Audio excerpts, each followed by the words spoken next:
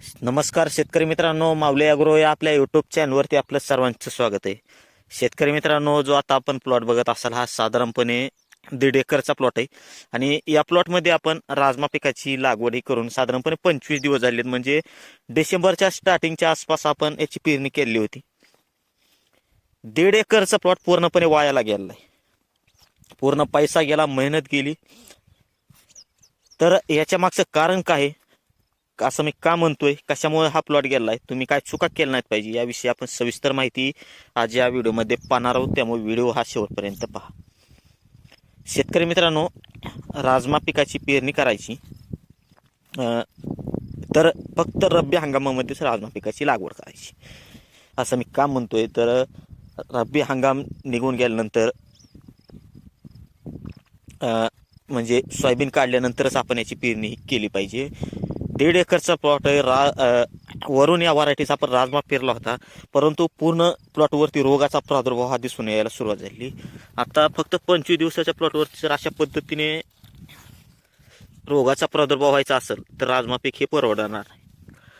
कमी जास्त नाही, साधारणपणे 10 गुंठे असेल किंवा अर्धा एकरचा जर प्लॉट असेल तर आपण काय म्हणतो जाऊन द्या. परंतु जर 1.5 एकरचा प्लॉट अशा पद्धतीने वाया जाणार असेल तर हे खूप मोठं नुकसान आहे. आता आपण याच्यावरती काय केलंय तर युरिया टाकलेला आहे आणि एकदा पाणी देऊन आपण पाहणार आहोत. आता पाणी देखील भिजवण्यासाठी चालू आहे. शेवटचा पर्याय आपल्याला एकदा बघायचं आहे की आपला प्लॉट हा चांगल्या पद्धतीने येतोय की जातोय. ती शेवटचा पर्याय आपण याच्यावरती फवारणी केली, सर्व उपाय करून बघितले, तरी पण देखील कसल्याही प्रकारचा आपल्याला याच्यावरती रिझल्ट हा दिसून यायला म्हणजे येई नाही.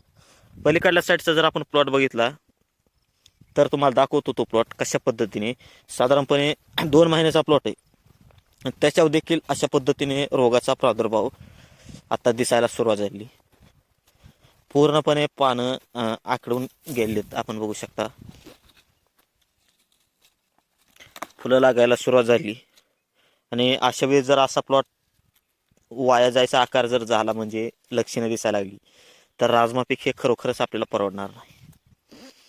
त्यामुळे शक्यतो राजमा पिकाची लागवड करत असताना आपण एक गोष्ट मनामध्ये घेतली पाहिजे की पेरणी ही फक्त सोयाबीन काढल्यानंतरच आपण याची पेरणी ही केली पाहिजे. उत्पादन देखील चांगल्या पद्धतीने निघतं, बाजारभाव देखील चांगल्या पद्धतीने लागतो आणि राजमा पीक हे त्यावेळेस परवडतं. बरेच शेतकरी वेगवेगळ्या पद्धतीने डोकं लावतात. डिसेंबरमध्ये पेरायचं, जानेवारीमध्ये पेरणी करायची, फेब्रुवारीमध्ये पेरणी करायची आणि उत्पादन जर बघितलं तर अर्ध्या टक्क्याने देखील उत्पादन आपल्याला मिळत नाही. बाजारभाव अवघ्या 3 ते 4 हजार रुपये, आपला खर्च देखील त्यामध्ये निघत नाही. खूप नाराजगी दिसते हा प्लॉट बघून. एवढी मेहनत करून, एवढी काळजी घेऊन जर अशा पद्धतीने नुकसान व्हायचं असेल तर एक खूप मोठी शेतकऱ्यांसमोर समस्या दिसते. आपण राजमा पीक पेरणी केली का, केली असेल तर कशा पद्धतीने आपला प्लॉट आला आहे आम्हाला कमेंट्समध्ये नक्की सांगा. आणि जर विचार करत असाल तर थोडं थांबा, कारण की तुम्हाला अपडेट्स देतो की हा प्लॉट गेला आहे, आपण याच्यावरती उपाय देखील चालू आहेत.